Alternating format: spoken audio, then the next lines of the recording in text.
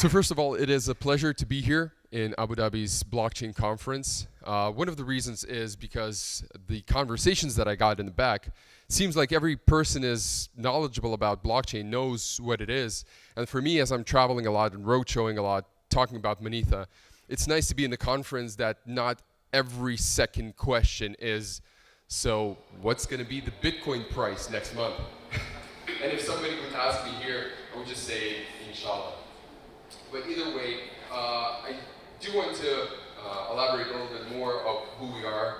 My name is Justas Pikelis. I'm the co-founder of a project called Manitha, and we are well known at this moment of time because of our successful ICO.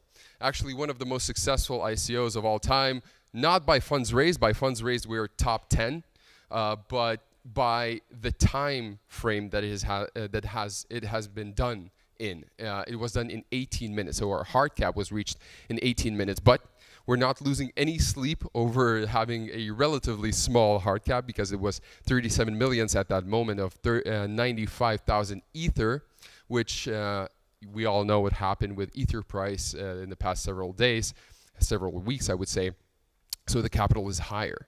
So one thing, as mentioned, that is really we are well known of is the capital. And yes, we are a top 10 ICO of all time by amount raised. But the question is, why did people had so much confidence in our vision, in the team that we have for us to manifest the idea? What was the idea that people were so interested in? So stepping back a little bit, we all know what are the current implementations of the blockchain technology. There's, of course, distributed ledger that lets us register facts. There is value exchange, which Bitcoin, Monero, other cryptocurrencies provide. There's also accounting and auditing capabilities. But what is going to be the next functionality, the next killer application on blockchain? I think we still don't know yet. As 20 years ago, we did not know what is going to happen with internet and how we're going to apply internet's capabilities and infrastructure into everyday's life. So the technological advancements that we have with the internet, for example, this technological advancement, who could ever thought? Yeah, we got into like face emojis of iPhone X, but hopefully with blockchain, we will really change the world with different applications of it. And we have chosen, with Manitha, we have chosen an industry, or I would say a domain, which we feel is really engraved into the nature of blockchain. And that is trust and reputation. So I want to tell today about why people invested this big of an amount of money into our project, which is built on trust and reputation. So we all know that with an action that brings a responsibility or a consequence, there's always either a liability for that action or there is a license to do that.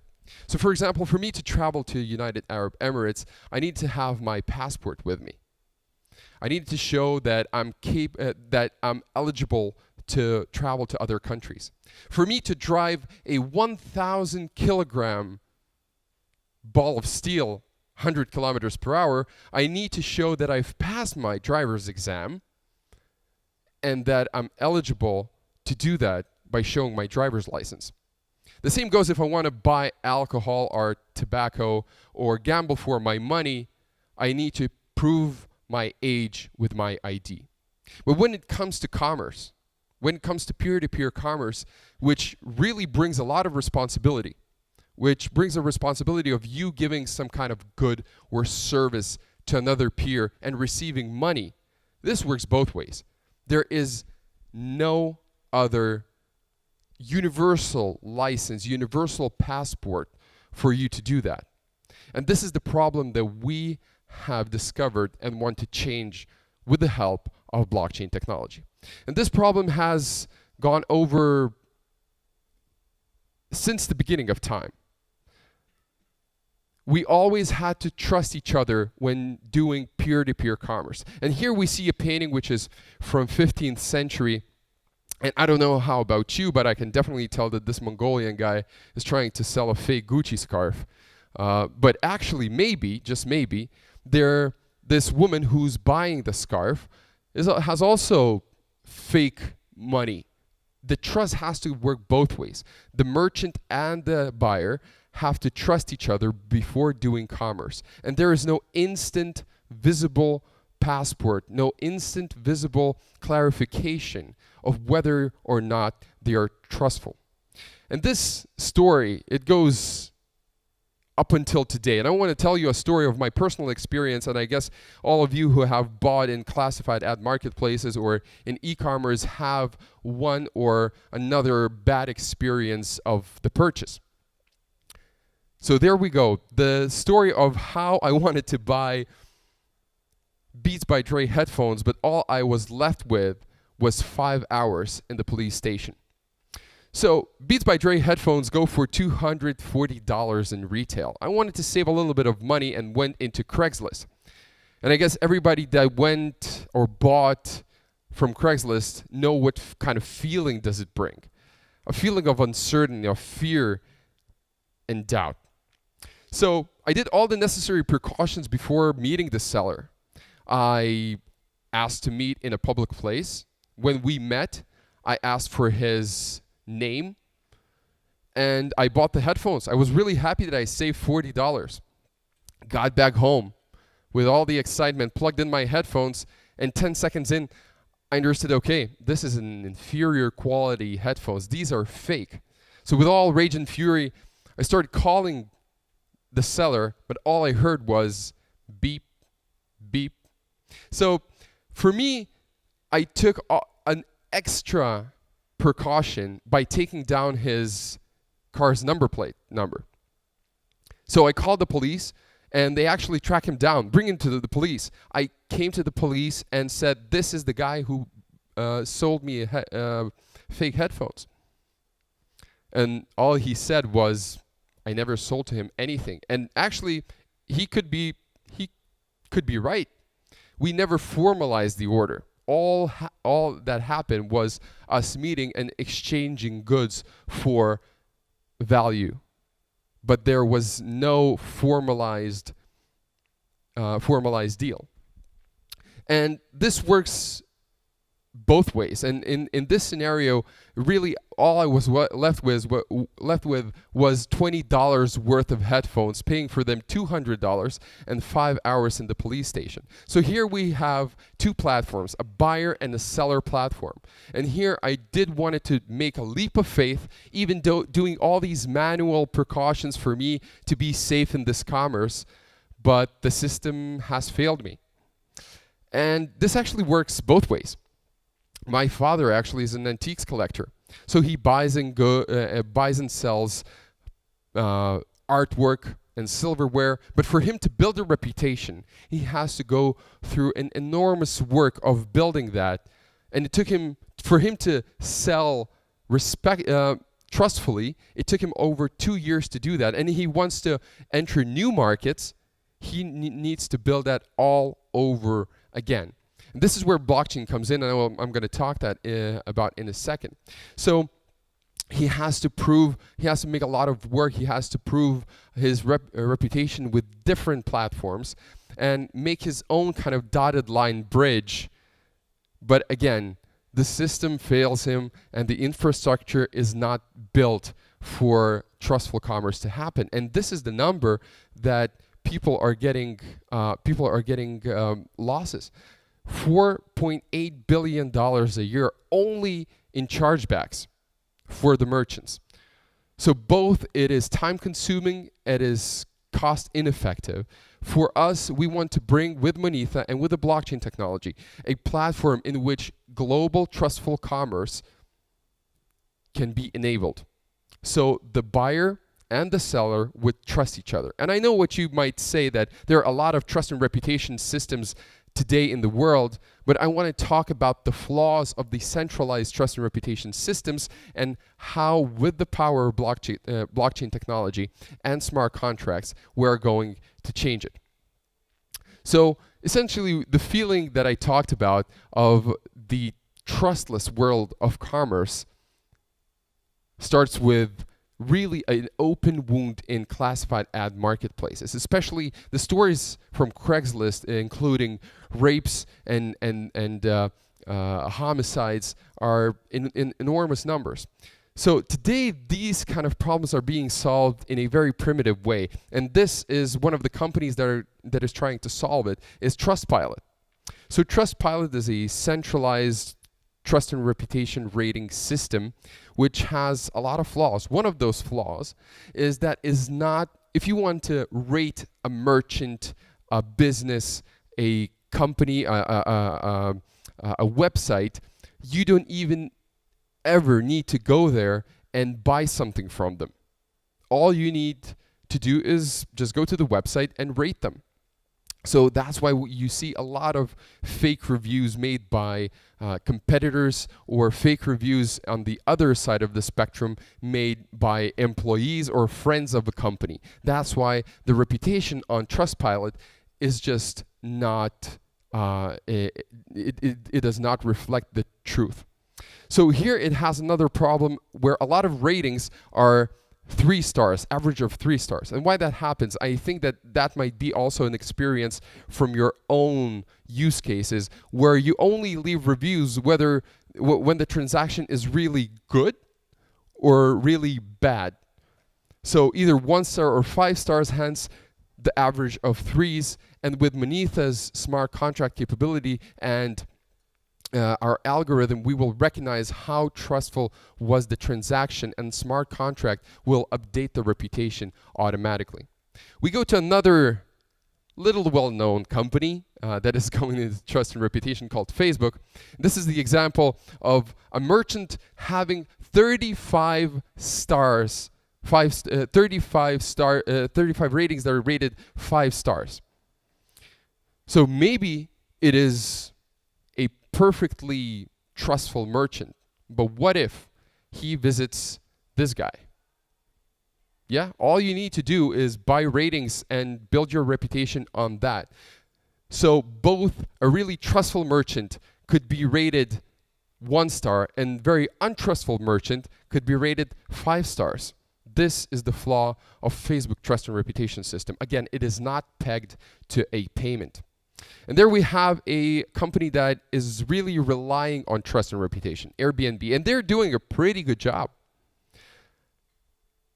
Not talking about that they're closed loop marketplace. So if I am a really trustful host and my reputation is built to thousands of reviews, and I do want to transfer that into another business or even another platform, I can't.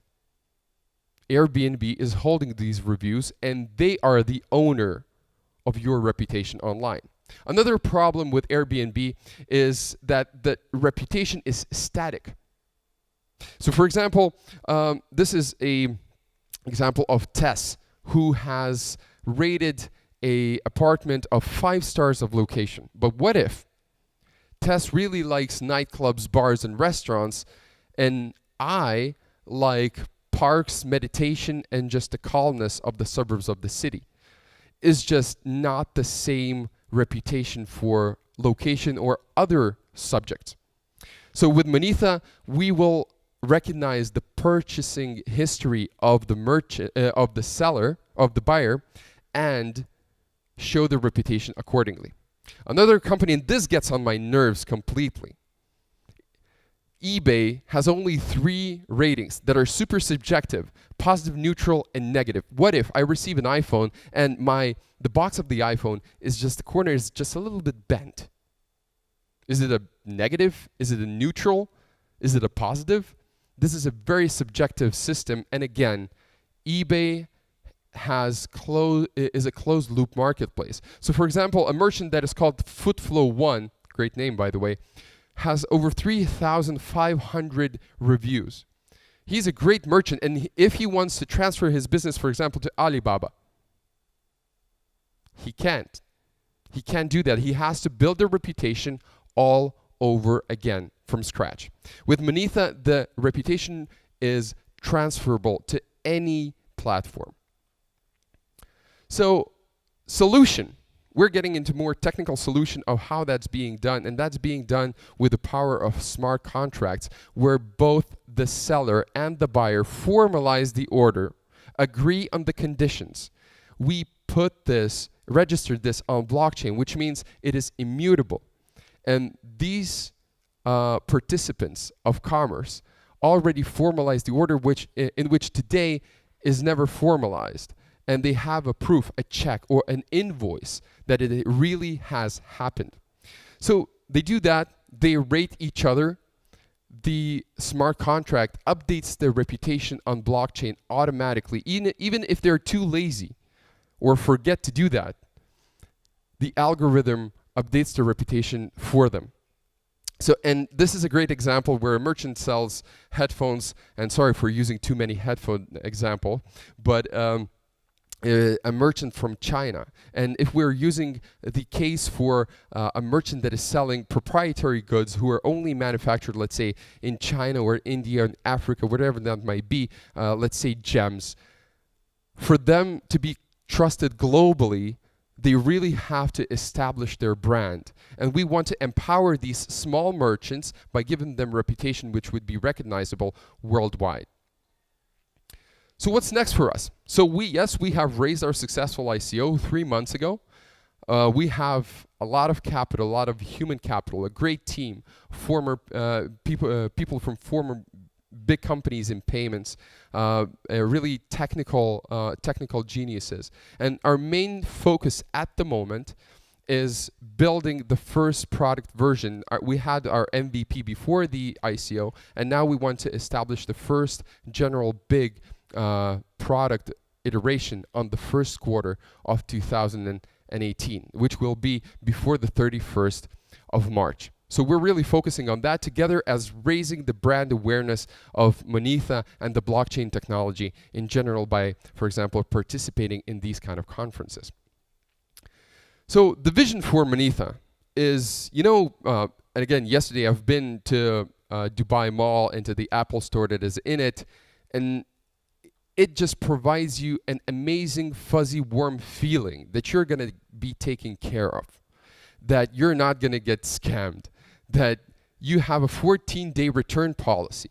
You feel just safe and that you're in a trustful hands when you are in a famous retail store. So we want to take the same feeling and install it at first into e-commerce and really targeting the niche of classified ad marketplaces. Take that fuzzy, warm, and amazing feeling that you get in retail store into Craigslist, for example.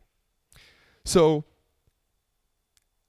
if a buyer would say to a seller, whether that might be even Dubizzle, if he would say, I want to buy from you from Monetha, and the seller would say, I don't sell it through that, you would know at the same exact moment that that seller is not trustful. So for example, when you have a passport to travel abroad, when you have a driver's license to show, okay, I'm eligible to do that, or to buy alcohol or to buy tobacco, gamble for your money, whatever that might be that brings that responsibility, you have an ID. And here I'm holding Emirates card, which again one day could be integrated with Monetha, and it could show that I have a social responsibility, that I have a responsibility with my commerce, that I'm trustful. This is going to be your passport for trustful global commerce. And this is going to be empowered by the amazing technology called blockchain. Thank you. If we have any time, I guess we can open the floor for questions.